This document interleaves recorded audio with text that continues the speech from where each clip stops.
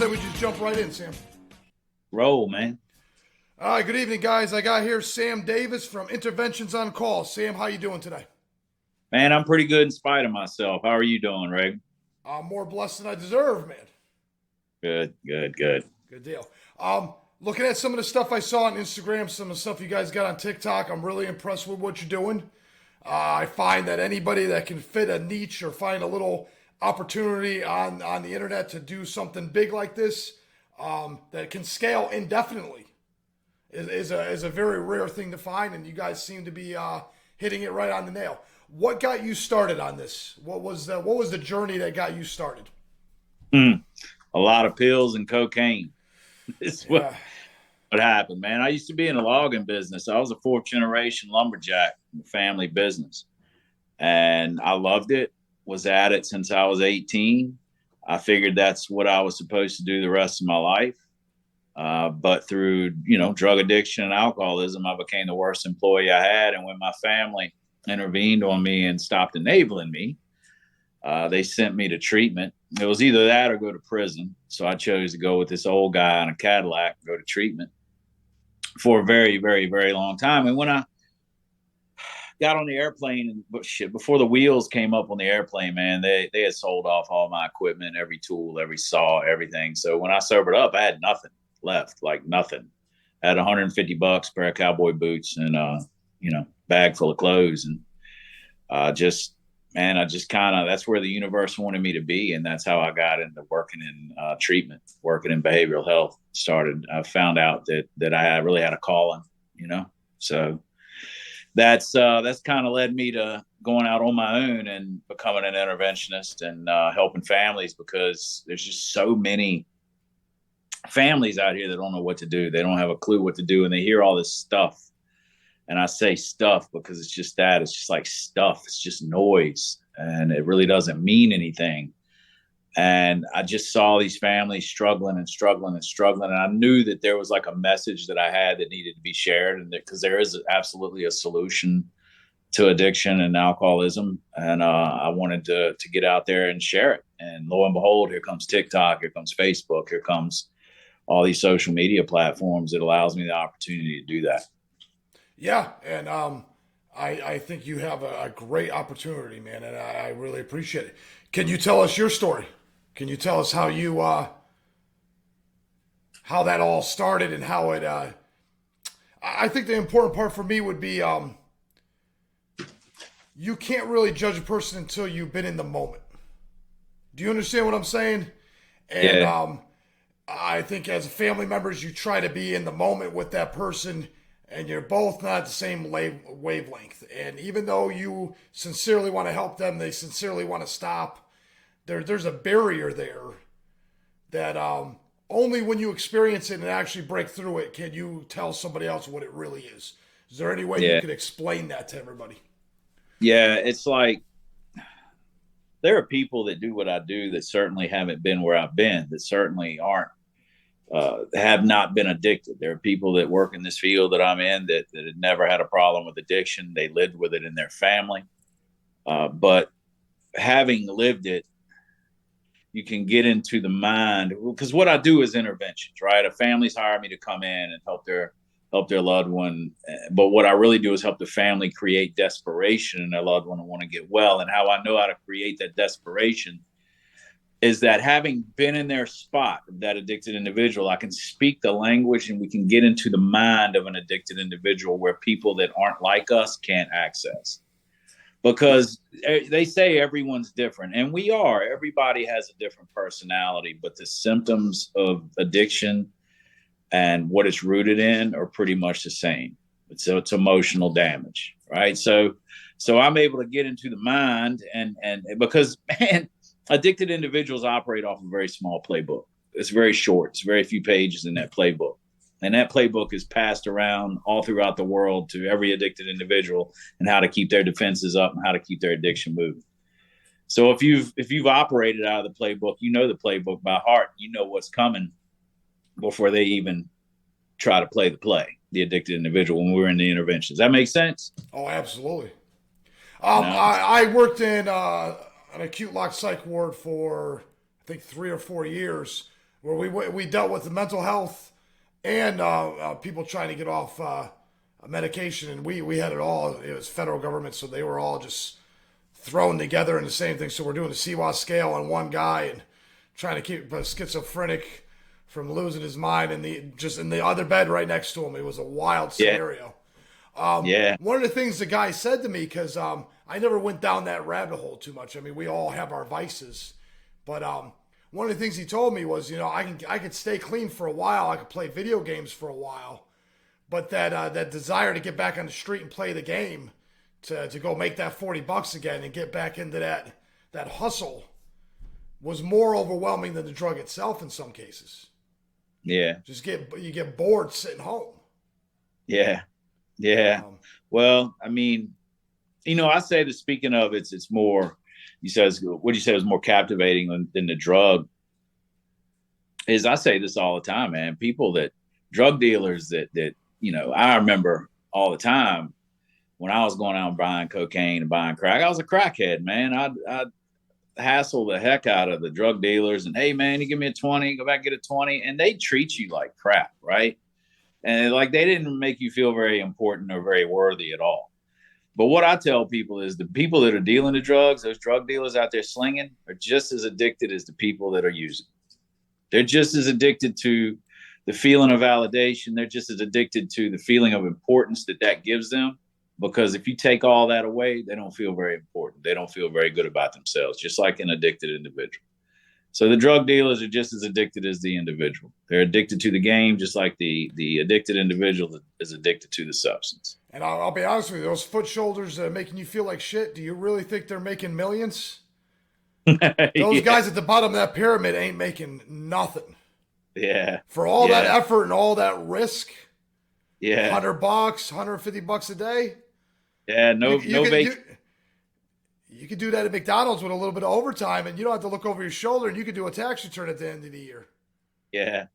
Yeah, that's true. That's true. They're not the ones walking around with Escalades, driving around Escalades. They're the ones they're eating at the dollar menu at McDonald's. Yeah, you're exactly right. So exactly they're literally just addicted to messing with you and trying to hustle that extra $20. So they make 160 instead of 140 that day. There you go. And they're killing themselves to try to make that extra 20. Yeah. Yeah. They're not taking vacations. They're not spending quality time with their family. They're not living an abundant life. They're just on a hustle, just like an addicted individual is. Yeah. And it's crazy, man. It's crazy because people do just about anything for that stuff, man.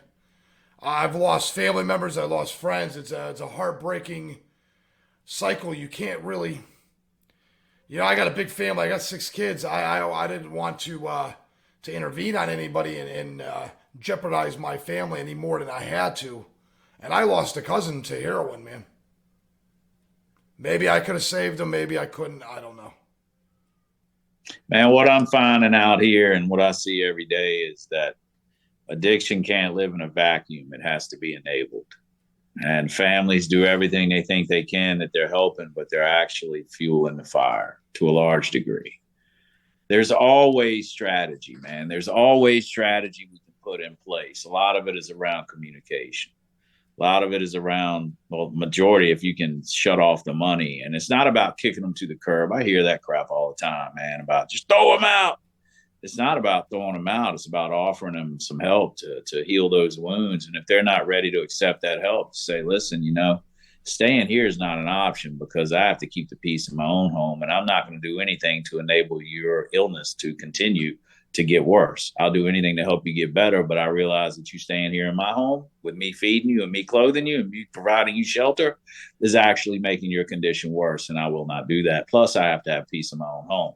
So it's not like you're throwing them out on the street. It's about you're giving them a place to stay, which is a treatment program, which is a place to get well, to heal. And if they're not ready to do that, don't rob them of an experience that they need to have. But it's never about just throwing them out on the street. Yeah. Does that make you get that? Oh, I understand. I'll be honest with you. The point you started with was we're not in a vacuum and we're more connected than we realize.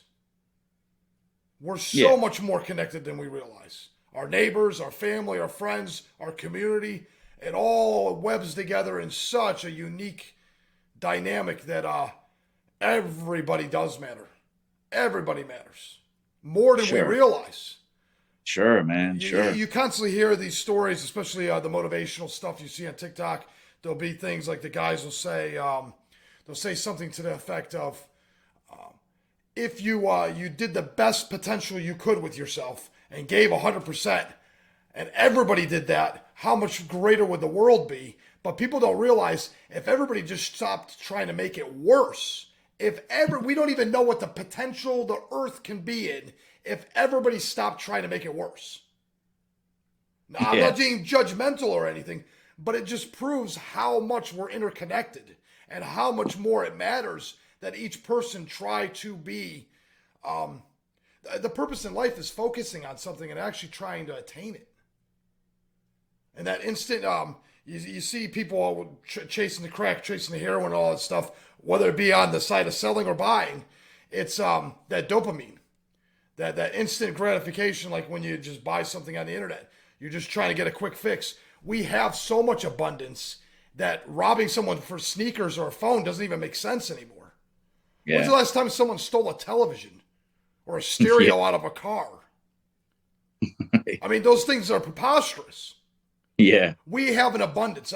People don't realize how much we have. It's to the point where, because I always ask myself, I was like, you see someone on the couch drooling because they did too much heroin. How the hell do you sell that to someone? How do you, you know what I mean? How do you become the salesman of how would you like to go sit on the couch and drool too? How about ruin your life so you can drool on the couch for a couple hours? How do you sell that to a kid? And I realize when all these kids are that bored, where there's nothing, there's nothing to obtain, there's nothing to acquire, there's nothing to really aim for. What do you do? It's not hard to sell. I can alleviate your boredom. Yeah, for the most part, man, it's not really boredom. It's, man, we are, I don't know what you know about generational trauma. And I'm not a trauma clinician. I'm really not. But I do know that trauma can be passed down generation to generation through about 7 generations. And you look at the traumatic events we have had as a nation. You look at the Civil War, right? 600,000 people died just in battle. It doesn't count the people that died, suicide, addiction after the Civil War. That's where my family generational trauma started, was on the field of Pickett's Charge, Gettysburg, 1863. That's where I traced my family generational trauma back to that. And that's where it happened. You look at World War II, you look at World War I, you look at slavery, you look at keeping people in bondage. What a traumatic event, right? Not just that, free a population of people that have been accustomed to being in bondage to where they have nothing, no shelter, no food, no job, no nothing. Equally as traumatic. People don't think about that. Yeah. And you look at 280-year-old people, put them back to back, and you've got back in that time. You're back in that time zone, right, of slavery and of Civil War, and then not too long ago, World War II, and then Vietnam. Man, we're just a nation full of traumatized people. And yeah, there's some boredom to it too. Kids get around experimenting around, hey, let's smoke a little weed, let's do this. It usually doesn't start with the boredom, let's do some heroin. It usually works up to that point. But man, more than not, we're just a bunch of traumatized people. That's it. We're a traumatized nation. Yeah, okay. I agree with you that trauma can definitely, I think sin in general can be passed on from generation to generation. But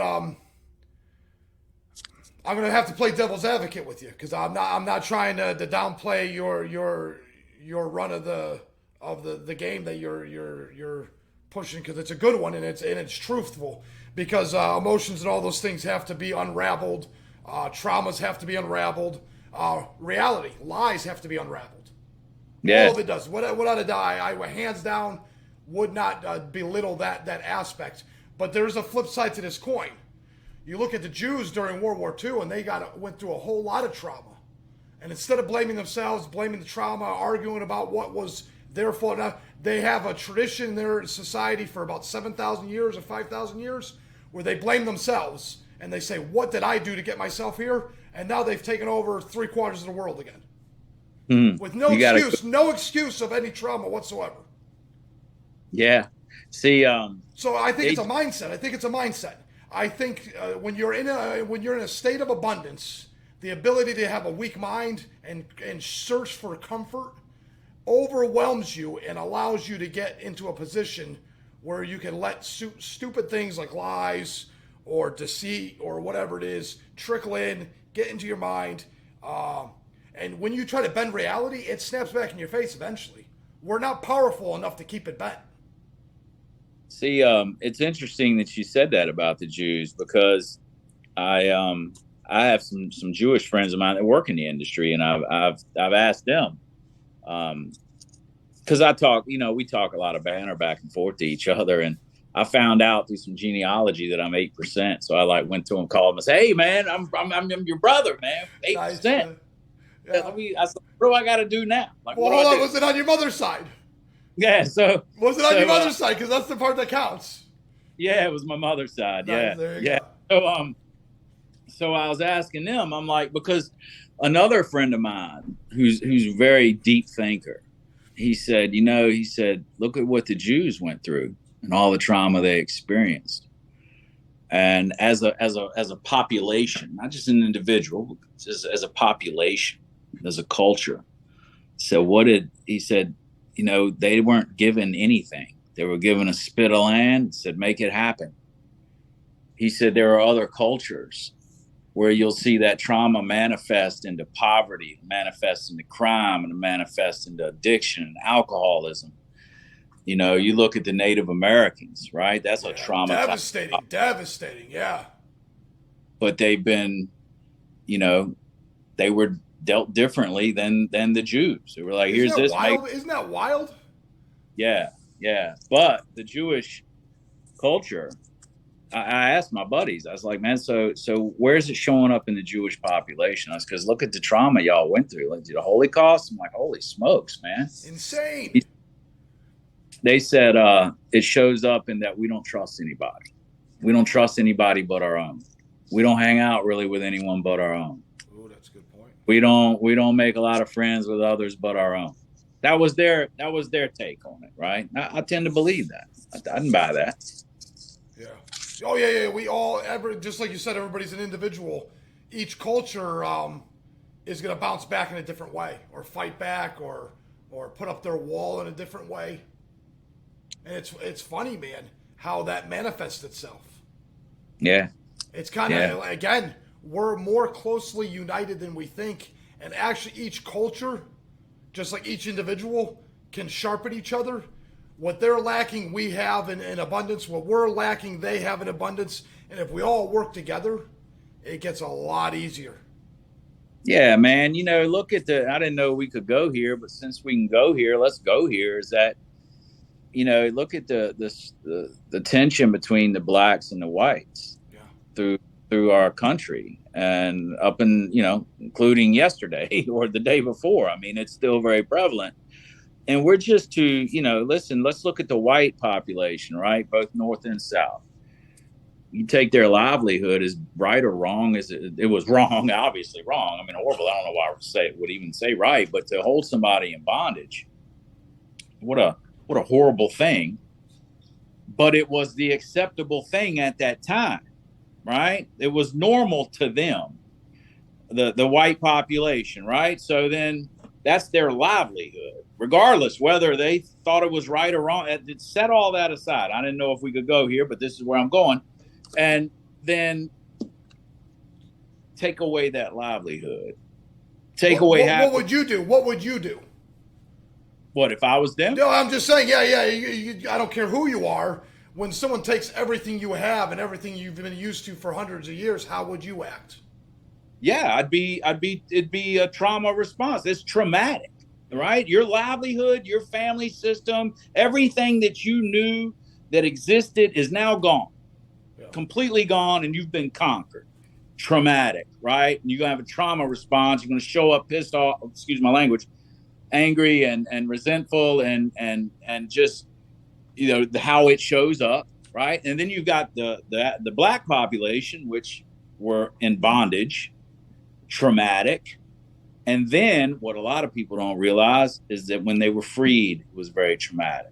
So we've got white people going, hey, if the blacks would just act different, they get their stuff together, we'd be all right. And the blacks going, it's the white man. They're all just two traumatized cultures trying to clash in heads, and they haven't seen the ball since the kickoff. Yeah. That makes sense? Well, as the black population goes, I could not imagine if you could even use the analogy of the Jewish people coming out of Egypt and going into the desert. They left bondage, right? And they got in the desert. They wandered for 40 years. They wanted to go back. Yeah. They were like, screw this. What I don't know isn't worth it. I'll go back to making mud bricks with someone whipping me in the back. Yeah. So think about how traumatizing that is. Now I got to find my own way. I had my health care. I had my free food. I knew what I was doing for a job tomorrow. And I knew where I was sleeping. Now, none of that's a certainty. None of that's a certainty. That's a crazy place to be. And the Jews wanted to go back. I'm not saying the black people want to go back, but knowing that you can't go back because so many people died so you can be here. I couldn't imagine that whole scenario being the way it was. I don't even think the history books even portray all this stuff properly.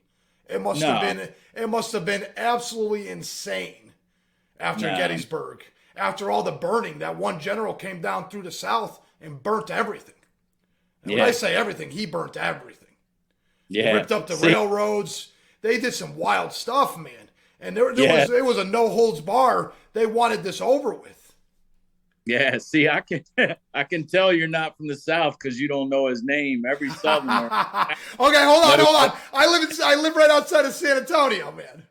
I bought a house here. My son was born here. I'm not leaving. That's my anchor baby. Texas is great, right? That's where I love it, man. I love Texas to death. I'm so glad I came to acclimate. So I may not be born South, but I have every intention of my kids saying y'all for the rest of their lives. That's great, man. That's great. I'm probably never going to stop saying you guys, though. I spent 2 days in New Hampshire, and I was up on the ski slope talking about you guys. You guys want to do this? You guys want to do that? Isn't that great? Man. That's great, man. There. Yeah. I miss home, but the South is great. America's amazing. The fact that we can vote with our feet instead of just at the ballot box, that we can make decisions that impact our family. No other place barely on earth has that privilege. It only cost me a couple months to move 2,000 miles. Mm-hmm. That's unheard of historically. Yeah. Well, welcome to Texas. I'm not in Texas, but I was reborn in Texas, and I'm in Texas. Where are you from, man? Virginia. Okay, Virginia, beautiful country, man. Between that and North Carolina, the Blue Ridge Mountains, that's some of the most beautiful country I've ever seen. Yeah, it is it's very beautiful. Very beautiful. So you're in Texas now. I don't know how we got onto all of this. It just went where it went, right? It just went where it went. My goal is to make you be able to publish as much of your stuff as you can and propagate what you're trying to do. And I want you to be able to plug all your stuff. So let's get back on that thing. Drugs are not fun. They're one of the big scourges of our country.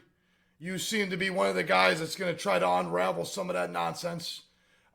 Just picking up your bootstraps and putting on your pants and taking care of business and being able to take care of yourself and have enough left over to take care of a family, I assume?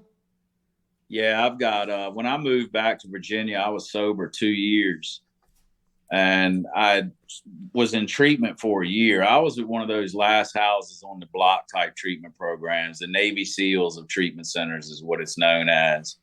And I earned my way into that place. You know, I was a reluctant to recover individual. And then I stayed in Austin, Texas for a year after I'd gotten out of treatment. My kids were here at home. And when I came back, she's now my ex-wife. She was in active addiction too. She could not find our way of life, that sober way of life. And she was kind of, taking a missing, and I came home and got the kids, and I've been a full-time dad with custody of my kids since 2012. One is now 21, lives on his own and doing well.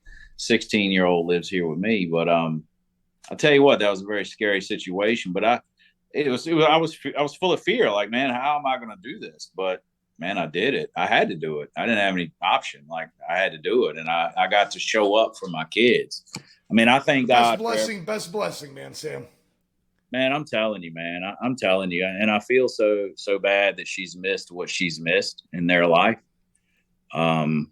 But I'm grateful that I was able to be there. And I'm grateful for every painful experience that I've had. It sucked getting sober. It really did. It sucked. It was the most difficult thing I've ever done, is to treat those what was driving me to want to use anyway. And just to break that, dude, was very painful. But I'm so glad I did. And I come back home to Virginia, and I'm raising a family, and I was working in treatment in Texas. I moved back home to Virginia where there's not a lot of treatment. I'm like, what am I going to do? So my colleagues, these good people I met once I sobered up, they're like, man, you should go get trained to be an interventionist. So I went and did that, and then hung out my shingle. And, I'm a private practice interventionist now. And the phones weren't ringing. I'm like, man, they told me when I got trained that, now I'm an interventionist, things are going to be good. They didn't tell you how to market. So I got on social media and just started telling my story, just started like sharing my experience and sharing a message. And that's where really I got my first intervention from, was Facebook. And then here comes TikTok about 10 years later, 12 years later. And it's just been a really good platform. Yeah. It's amazing. Yeah. I think TikTok's more of a blessing than people realize. Yeah. I mean, it can be used for bad, but everything can be used for good or bad, depending on what your purpose is. Yeah. Sam, I'm proud of you, man. I also have an issue with my wife, and I have the 6 kids by myself, man. So I know exactly, I know it's no easy task, man. And it's tough, but because we are, designed genetically as we're the hunters, we're the gatherers. And, you and I have to be nurturers as well. And it's not easy. No, it's not easy. It's not easy. And when you're alone, I mean, I have a wonderful woman in my life now. I mean, a great woman. It just fell right in my lap. But she doesn't live with me. But man, it's when you don't have anybody to bounce things off of. When you're in the moment, you got to discipline, right? When you're in the moment and you got to make that call, that discipline call. You can't second guess yourself, and you can't bounce off anybody. Yeah. And when you've got that feeling, that maybe that little codependent feeling of you just don't want to come across, am I coming across too harsh? Am I not coming across? Like, you don't know. And it's just you. It's tough, man. It's tough. And I know I've made mistakes. I know that I've made mistakes with my kids, but raising kids. I've raised my kids out of some fear. I've made decisions based in fear. I've made decisions based in guilt. I've made decisions based in shame that I'm sure, have suffered from. But man, they're still alive. They're doing well. They're very polite. They're not running the streets. And I'm really, really proud of them. Yeah. I'm really proud of them. I wouldn't. Yeah, I wouldn't change anything. We're both going at the same time. Go ahead, Sam. And man, I talk openly about my addiction to them. I don't hide anything. I talk openly about the recovery process. I talk openly about my job. I talk openly about the cases that I see. And I don't sugarcoat anything with them. And my oldest son, who's 21, and he looks like this redneck guy, long hair, flannel shirts, boots, and jeans. And he said, Dad, man, he came to me one day. He said, Dad, and he said, man, I'm struggling in some relationships. He said, I'm feeling real anxious all the time. And he said, I can't stand it anymore. He said, I'd like to get something done about that. So he went to a 2-week workshop around some trauma work, around some like emotional health. So I'm real big in emotional health. I don't know if you can tell that by now, but I'm really big in emotional. I think a lot of people avoid emotional health. We don't even mention emotional health, which we all have it, just like physical health and mental health. And anyway, he went to it, and on the way back, he said, "Man, like he got out the car. He said, all right, I'm going to get this done." Like he was ready to do it, and I was just in shock. I was just and I was like amazed and so grateful. And when I picked him up, I said, "Man, how did you like so willingly come up with this?" He said, "Dad, I grew up with you. I grew up with you talking about recovery. I grew up with you talking about things. I grew up with you talking this stuff." He said, "My aunt is a therapist." He said, "I've been to therapy before." He said, it's just normal to me." And I'm like, thank God. Thank God. Isn't that great, man? And I'll be honest with you, they mimic us more than they listen to us. Yeah. Actually, all humans are basically mimic machines. Yeah. Someone does something goofy and it sounds funny, you repeat it. Yeah. Mannerisms, all kinds of, yeah, man. And that's why little kids are so good at it. They're not going to listen to a word you say if your body language is the opposite. So you've been actually not bending reality. You haven't been lying. Sam, you've been actually living the path that you've been trying to live and breathe. And your kids are living proof of it. Because if they're not mimicking you and coming to the same conclusion, how else would they have got there? Yeah. Yeah. Definitely. So all the mistakes you made were insignificant in comparison to your walk. Well, I appreciate you saying that. You know, they do mimic, and that's why my 16-year-old is so stubborn. Right? Oh, man. From where does he get it from? They get it from you. That's where he gets it from. You just like him. You know, Isn't that awesome? It's the best thing on earth, man. Yeah, yeah. Yeah, it is. Yeah, it is. So you got 6 kids, huh? 6 of them. Took 6 tries to get a son. 5 daughters? I have 5 daughters, bro. 5 daughters. I don't know what else to say, man. It was a blessing for me. What are the age ranges? 19 to 6. Yeah. How old are they? The age between 19 and 6. Okay. Yeah. Okay. All right. Wow, man. That's you got your hands full. Yeah, I do. But I mean, the girls are older, and they help a lot, man. It's not a wife, but it's someone to bounce off of once in a while. Yeah. Yeah, it helps. Yeah. They got good they got good heads on their shoulders, so I can rely on them for a lot of stuff. Man, congratulations to you, man. Congratulations. Hats off to you. Wow. It's still I got a 6-year-old son, man, so I got a long ways to go before I'm out of the clear. Before I could tell if the mimicking was worth it, if I did everything right, you just don't know, man.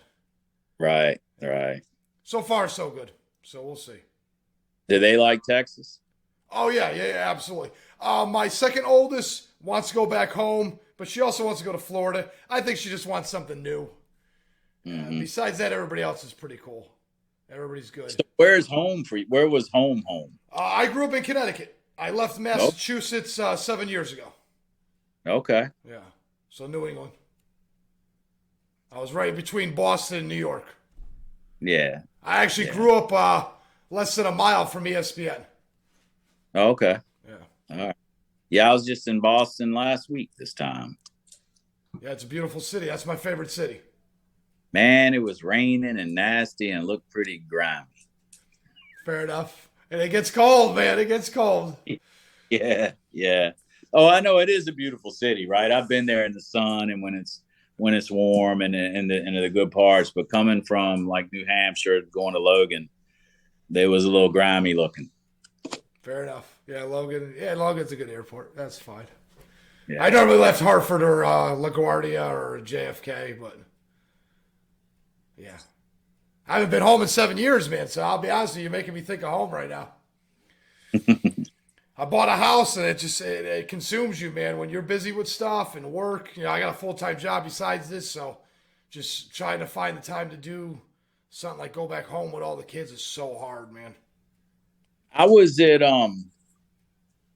Cranmore, New Hampshire, ski lodge up there. You ever heard of it? Not that one, but I've been to several in Vermont, and I think I've been in New Hampshire a couple times.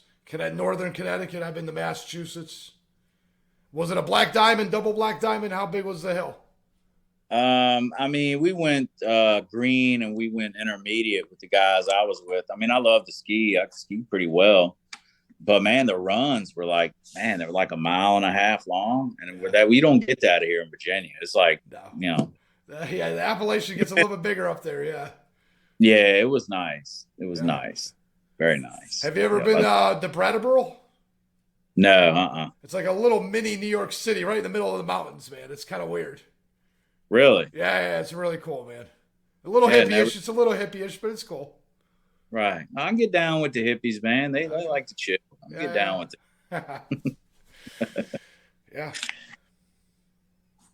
Trying to think other part. Brattleboro was probably the nicest, and Shelburne Falls was beautiful. There's all kinds of spots up there that are gorgeous. The whole Blue Trail, I'll be honest with you, I would love to hike all that. I actually talked to someone a couple of months ago that wanted to do that. That's got to be quite an adventure. I lived on the Blue Trail in a couple states.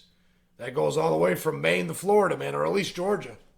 Yeah, Yeah, yeah, yeah. That's quite a feat to pull that off. I know some people that have done it. yeah. Man, I hiked some of the trail, but man, to take off in Georgia one day and say I'll see you in Maine, and you had nothing but some sneakers on. I think I might start in Maine in the summer and work my way down. Yeah, yeah, yeah. That's quite an ordeal, man. My hat's off to people that can do that. I'd like to have the time to do that one day. It is. It's a time issue, man. Everything Yeah, seems to be a time issue. yeah, And it goes yeah. quick, man. I don't know how old you are, but I'm 44, man. And time is flying. 49, man, and Oh, okay. and it's like, man, 50 right around the corner in a couple months. Where are we going? I still want to figure out what I want to do when I grow up. I still want to figure out, like, when I get big enough, I want, where am I going to build this house? When I get big enough, I want this or that, like old enough. When I'm saying big enough, I mean when I grow up. Yeah. And man, I'm turning into an old man. Like those days are, I'm like, here they are, Yeah.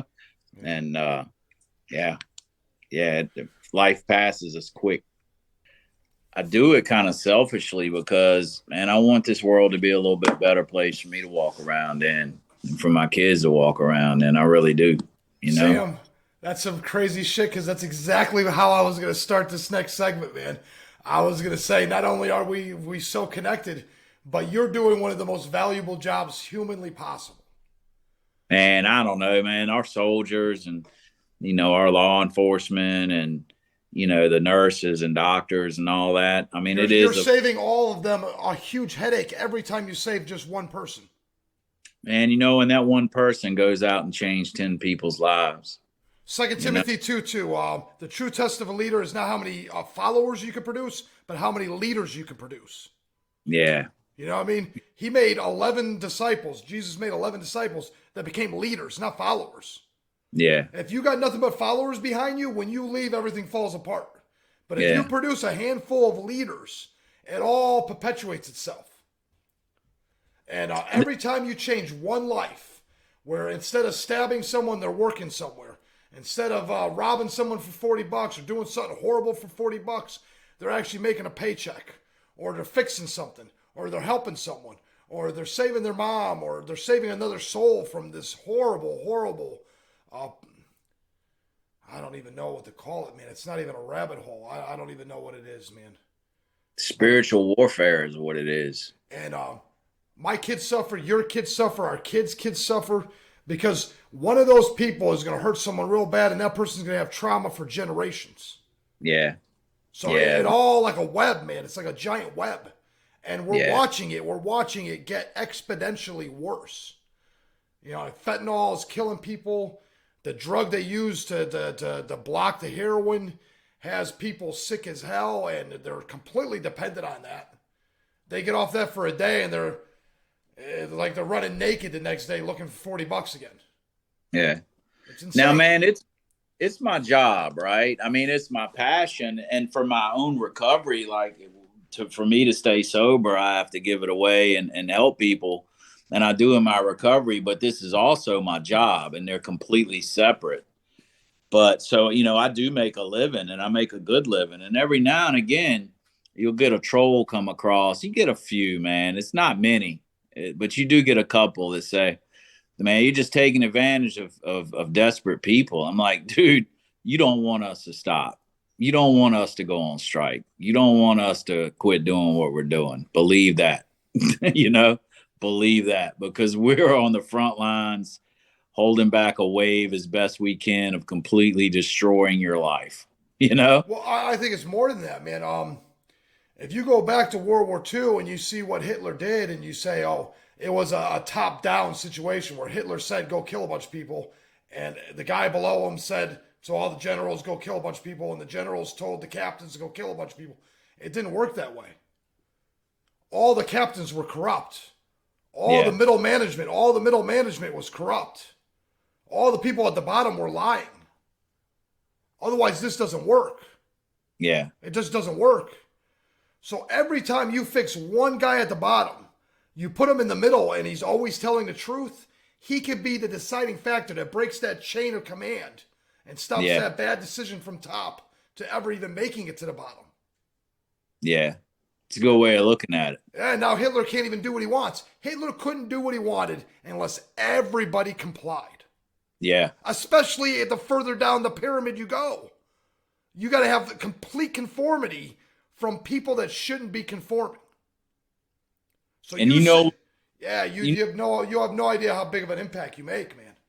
Man, and you know how, the critical component to all of that is the power of the word.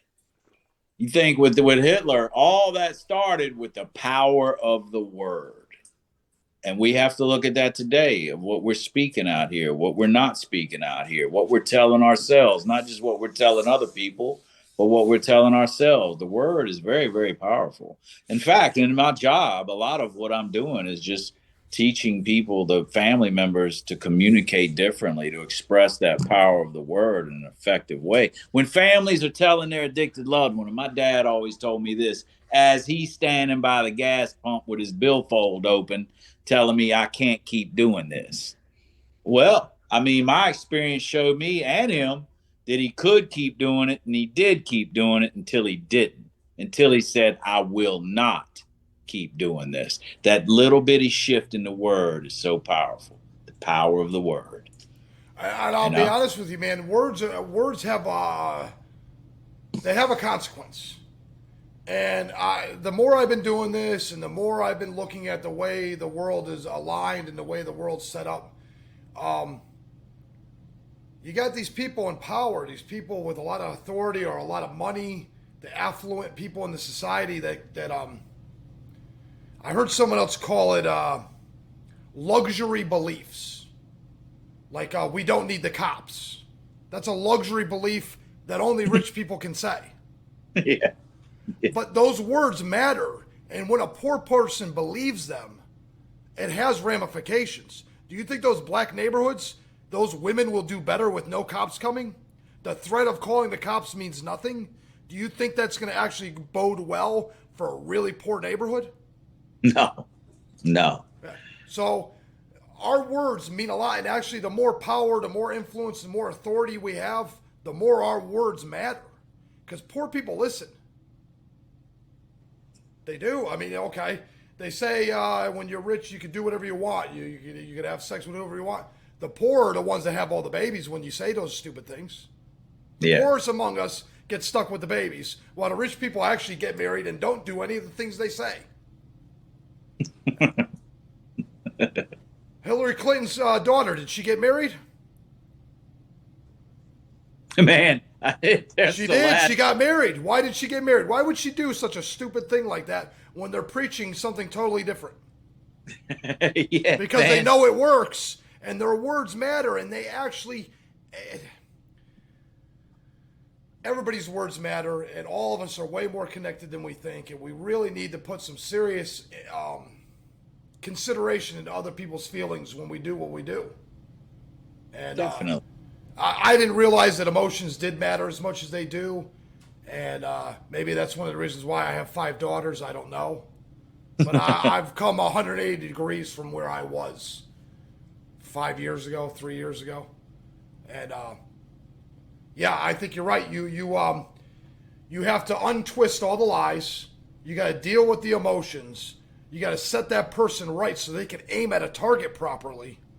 And then you got to fix all the when you're constantly socialized to just go get that $40, and that's all you do. Do you know how hard it is to get them to actually stave off gratification for 7 days to get a paycheck? That's a daunting task. Yeah. A daunting task. Do you know how much emotional growth you have to go from I need $40 in 10 minutes to I got to wait 7 days to get paid? Yeah. Yeah. It's a lot more than people realize, man, and it's a lot of emotion that needs to be played into that factor. So every time you say something stupid with your luxury beliefs that only you can afford, you better be careful because there is ramifications when people listen to you. Yeah, sure, definitely. Definitely power. Yeah, man, the power of your words are so valuable, man. Yeah. I don't know. So that's where I'm at, and I'll be honest with you. I was looking to talk to you because my cousin was my best friend, man.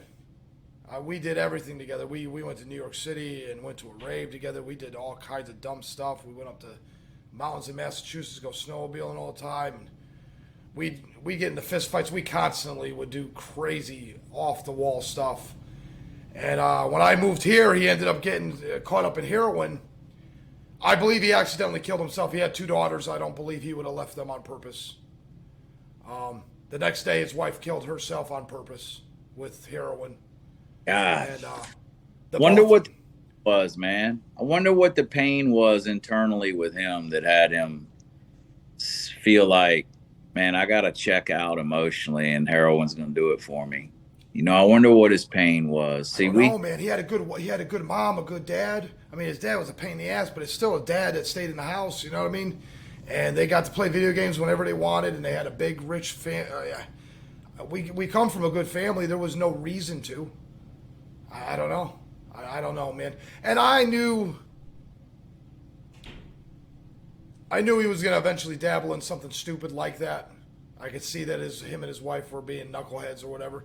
But you think, you got 2 kids, you got a good job, you're not going to do anything too stupid. I moved 2,000 miles away, man. This cat just got loose and went wild, and he called me for some money one time, and I don't know, man. It escalated real quick. And like I said, you know, if I would have chose my words better, maybe that would have made a difference, you know, and you try to play devil's advocate with every scenario you can. And those kids got real lucky that his sister, my cousin, has a lot of money and she had the opportunity and didn't have any kids and she was able to take those kids. They got super lucky. Because again, someone's dumb idea that you can do whatever you want and there's no consequence for your actions, especially when you're younger or whatever, leads to little kids being mother and fatherless. Yeah. And how much trauma can that be? It's a lot. It's a lot. And, you know, man, I grew up, in a rural area with a good family. I mean, my dad was a drinker, but he provided for me and I didn't want for anything. And, you know, a lot of people would say, you know, he didn't have any reason to get hooked on cocaine or pills. But, man, you know, my story was, man, I stuttered from the time I could talk until I was 8 years old. And my mama sent me to a speech therapist and got that straightened out. But when you're 8 years old, man, and you can't put a sentence together, it doesn't do much for the self-esteem, right? So, and then when I was 10, I was sexually assaulted by a family member.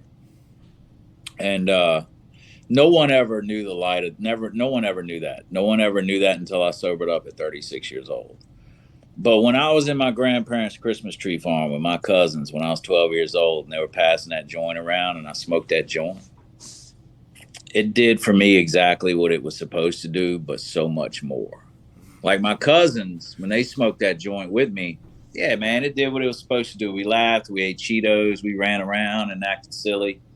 But for me, I finally felt like I was laughed with and not laughed at. I finally felt a part of. I felt like I fit. I felt comfortable for the first time in my life. I felt comfortable in my own skin. And everybody was looking at me. I'm from a small town. And when I was running amok like a tornado through the town. And everybody was, they knew my family. And they're like, man, why is he doing that? How did he get to be like that? Um, and I'm not trying to act like a victim. Like that was the trauma that messed up my insides to where dope and drugs became a good solution for me for a while. And at 10 years old, I formed a belief of what a real man was at 10 years old. Like, how did I let that happen to me? Well, I was 10 years old. How was I supposed to stop it? You know what I'm saying? Yeah. But in my mind, I'm like, how did I let that? I must be weak. I must be weak to have let that happen. And I formed that belief system. I started operating on that belief system in every area of my life. And I was never authentic until I sobered up at 36. I never knew what it meant to be my authentic self. And I'm not trying to sound like I'm, some victim. Yeah, I was a victim of trauma and sexual abuse, but how I allowed that to dictate my life until I was 36 years old is my responsibility. Yeah. So So yeah. you just never know what someone's gone through. I got a lot of followers on TikTok. Not a lot of, not compared to others, I've got very few. But as far as like my area around addiction, I've got a good following, and around recovery. Then I'll get some people that say, they're just losers, they're just that, they're just that. Man, you don't know what someone's gone through. That they're looking for anything to just shut that head up, to shut the mind up, to shut those noises off in their head. And that's what I was doing. It became my solution. And I almost destroyed my life and the lives of those that I love the most along the way. So who's to say my cousin didn't have the same story? I mean, I don't know. It could have been a host of things that ate away at him or poked at him that were equivalent to stuttering or equivalent to whatever. And Yeah. if my cousin was 10 years old again, and we were able to capture him and save him from believing that lie in himself, because you lie to yourself more than you lie to anybody else. Yeah. Because you have to justify what you're doing. When someone kills someone, they can't kill them and say, I'm wrong, and then do it. They have to say, I got a justification. You hurt my mom, so I have a right to kill you. You have something I need, I have a right to kill you. Whatever it is, we have to justify before we do it. So we have to lie to ourselves first.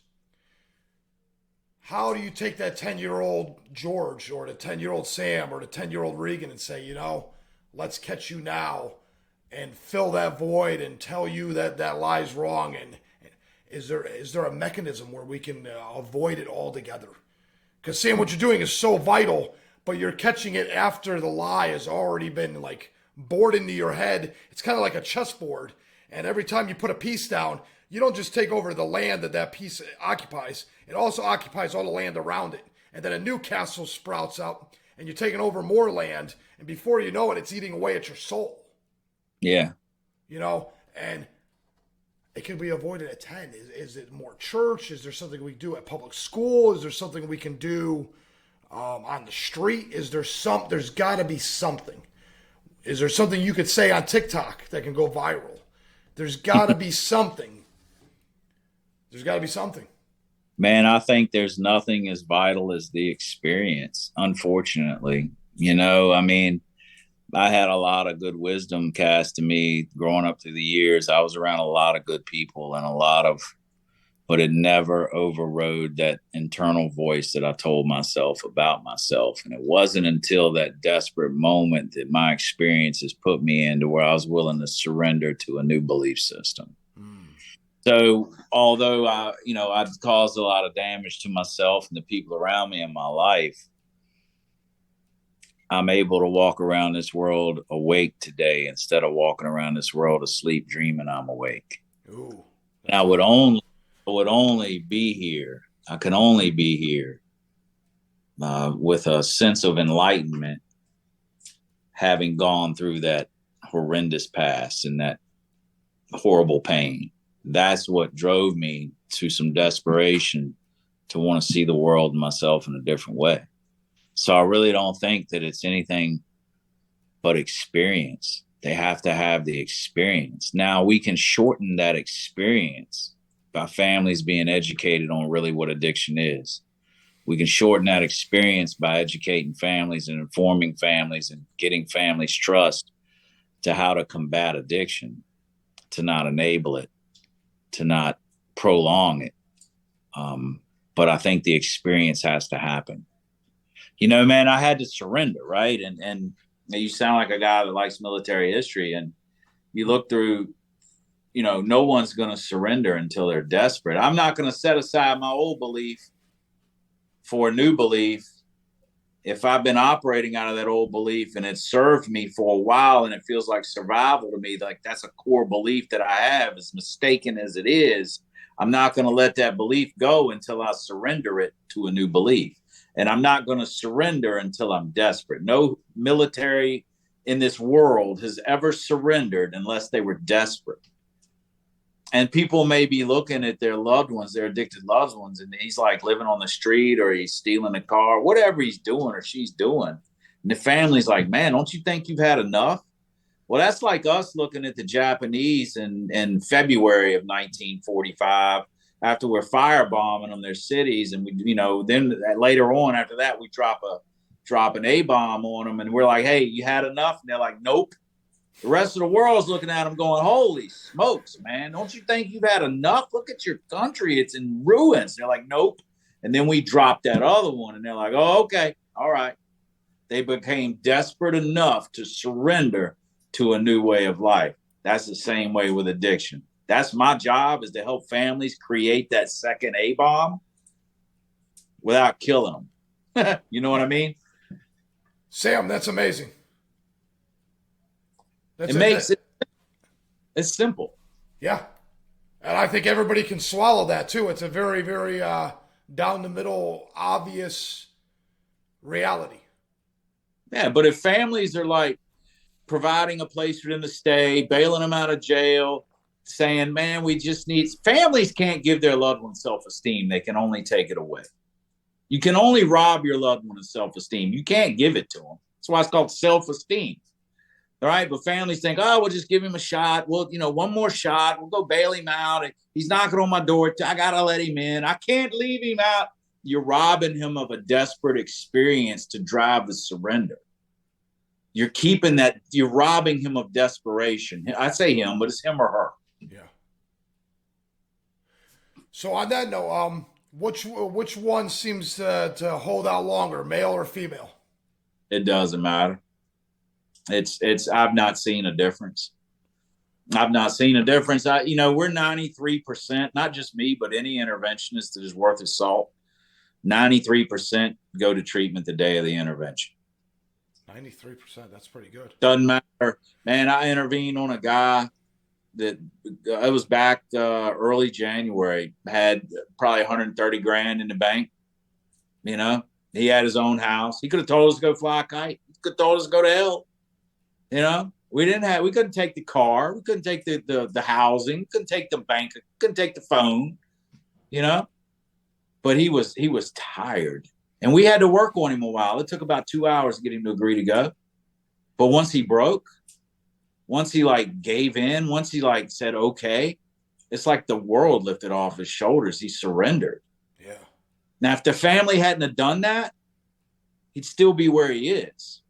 Because that's the nature of the beast. He'd still be where it is. But the family joined together, his loved ones, and they confronted him. They built a corral around him of themselves, and they put a saddle called sobriety on that wild Mustang of his. Wow. That must have been a sight to see, man.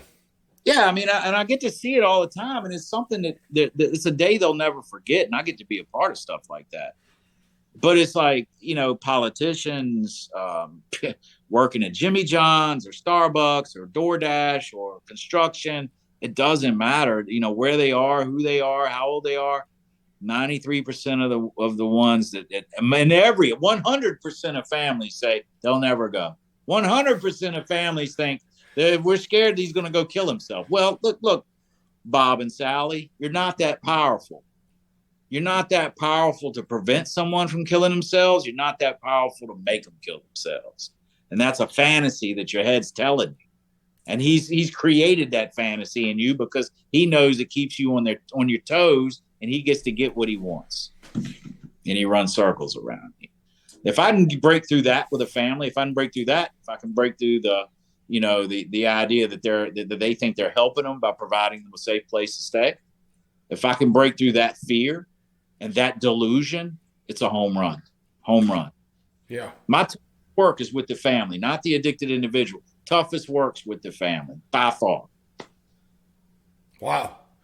So I guess one of my questions that what do you see yourself being able to go from helping individuals one at a time to being able to help an entire city? I don't know if that's even an option then. Man, I think a lot when I'm driving. I think a lot anyway.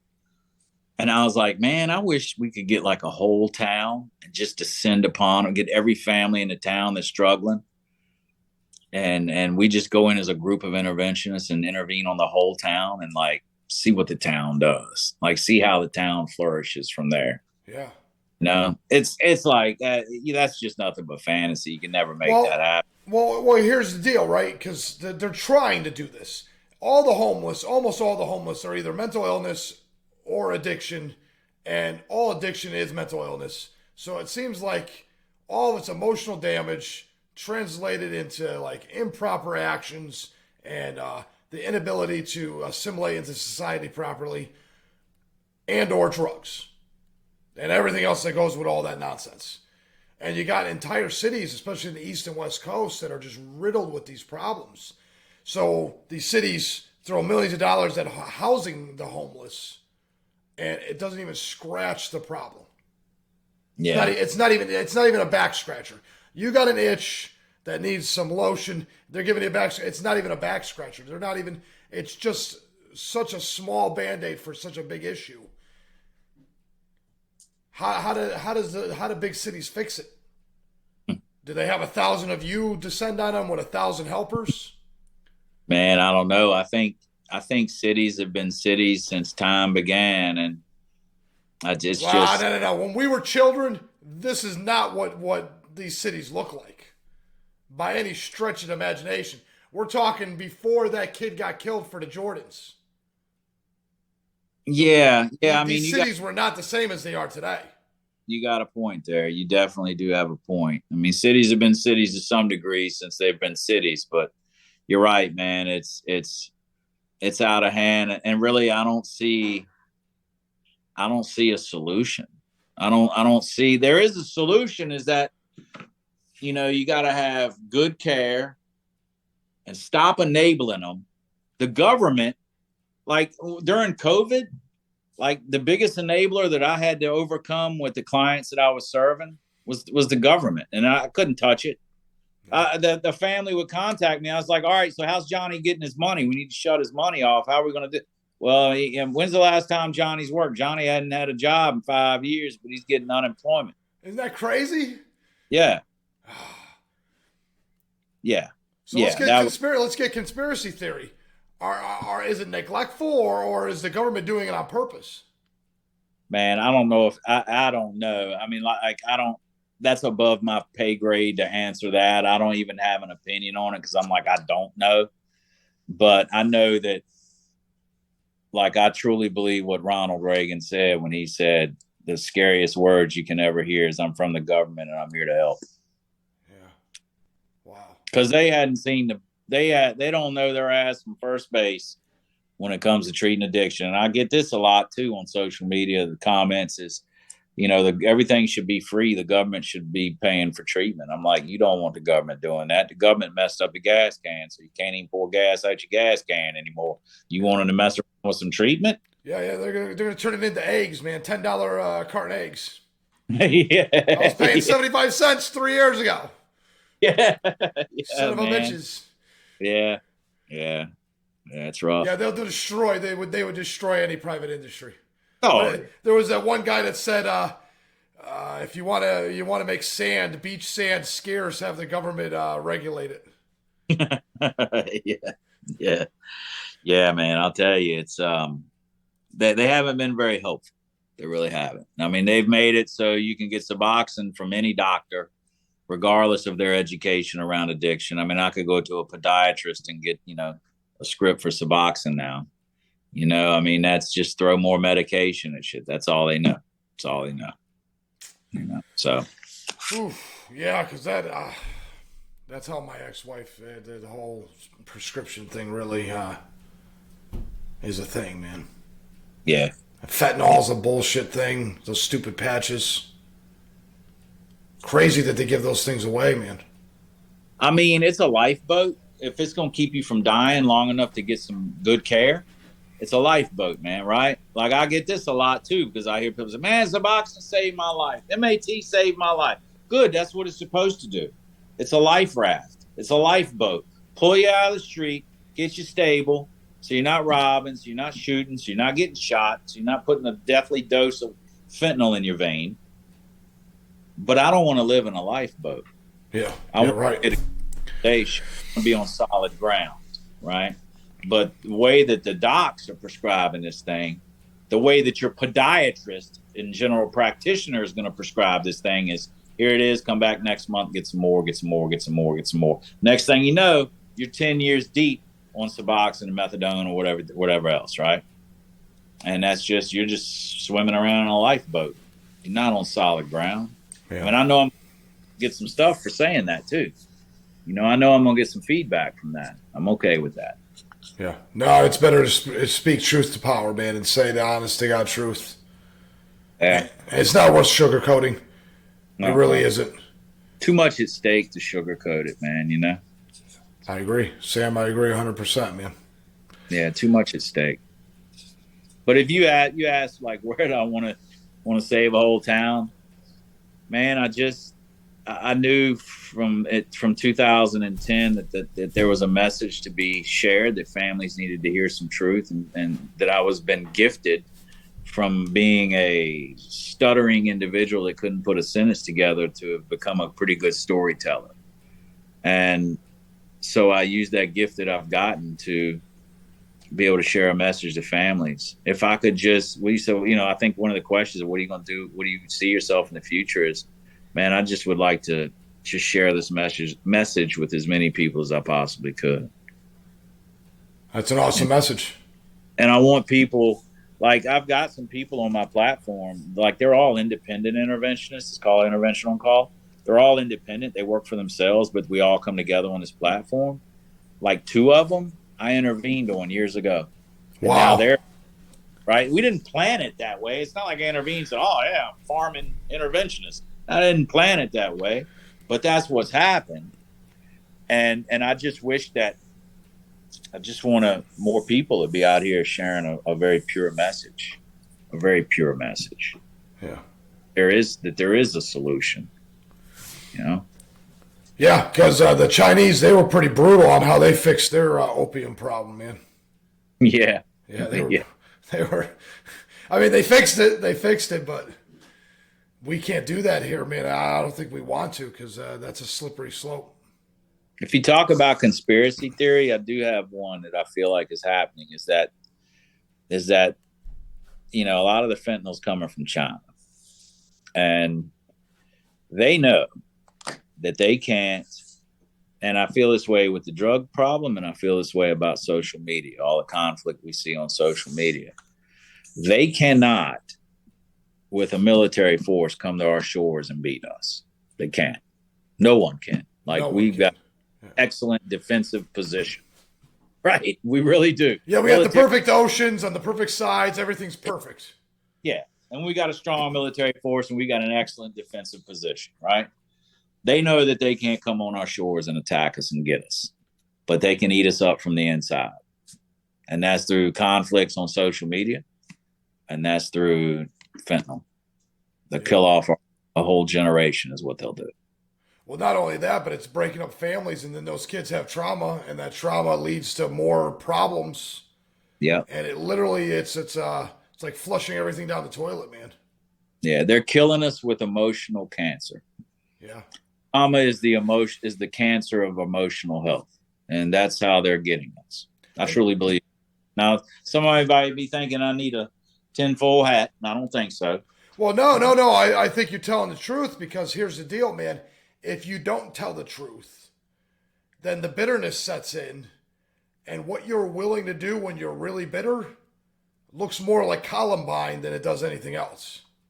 Yeah. Yeah. And I don't know if we want that either. I mean, Nah. the best strategy is to tell the truth, be honest, and try not to make the world a worse place. Like I said, we act like if we can make it a little bit better, well, how much better can we? If we just stop making it worse, we have no idea. We're literally talking about self-driving cars, spaceship trips to Mars and the moon, commercially. We're talking about hardwiring our brains to computers. There's a lot of stuff coming down the pipelines that we have available to us if we can keep our shit together. Yeah. We don't have to. I mean, I don't think anybody has any clue how fast all this is going to change. Yeah. It's going to change so quickly, that man. doesn't have to be that way. Yeah, we could be, I don't want to say a utopia, but running around trying to get $40 every 3 hours sounds miserable. On a good day. When you look at the country, our world, when you look at the entire world, is nothing but a collective of each individual's dream. That we're the world as we know it, not talking about nature, but the world, the human world, and all of it exists because of humans. There's nothing but a collective of all of our individual dreams put together. Now, the more traumatized people that you have, the more messed up dreams you're going to have out here. Because we're all in our individual reality, right? I mean, my reality is different than your reality. My reality is different than my son's reality. But yet we get stuck in this thing like all of our realities are supposed to be the same. And our reality is based on past experiences. And each individual has different past experiences. So if we can get a few more traumatized individuals with some messed up dreams, the world falls apart. Yeah. That's what we're watching. We're watching it right now. Yeah.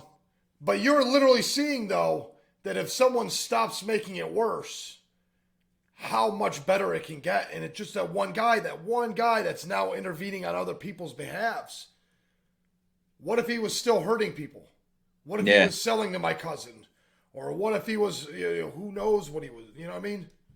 Yeah. Or getting another young kid, convincing him to go steal his mom's stuff so he could feed both of their habits for a couple weeks. Right. How many people did you save? Yeah. I mean, our mission statement is changing mankind one family at a time. And I think it's going to have to be one at a time. Yeah. I don't think it can be a blanket solution. Yeah. Yeah. How you plant a field, one seed at a time, But it multiplies so fast. Yeah. Because if you look at even the Amish, they're able to plant an insane amount of crops by hand, one at a time. Yeah. So it does add up. Yeah, certainly. And I'm a firm believer that we are stronger and more powerful, and the truth weighs more than all the other bullshit combined. Yeah. I truly believe it. Whatever our problems are, our strength to overcome it is greater than the problem. I agree. Yeah, that's the way, though. I think that's the way the world was designed. We were meant for an adventure. We were meant to fix things. We were meant to make things better. We were meant to take the chaos out of the world to a certain degree. And we're built to be stronger than the chaos. I agree with that. So, man, it's been being on here tonight. Absolutely, Sam. I thank you so much for coming on and sharing that with us.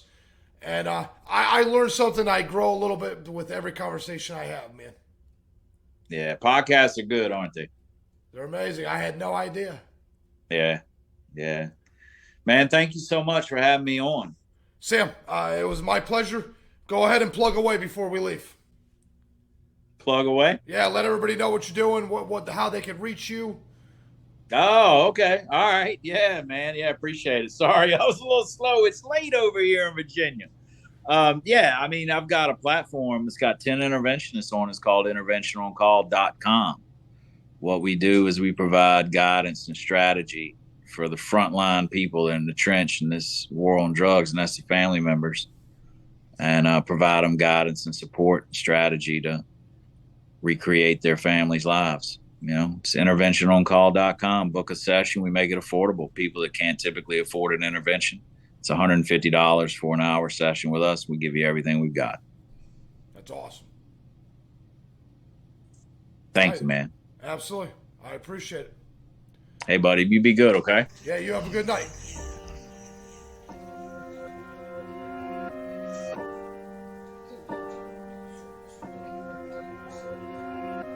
Weather is good, sun is shining, shining.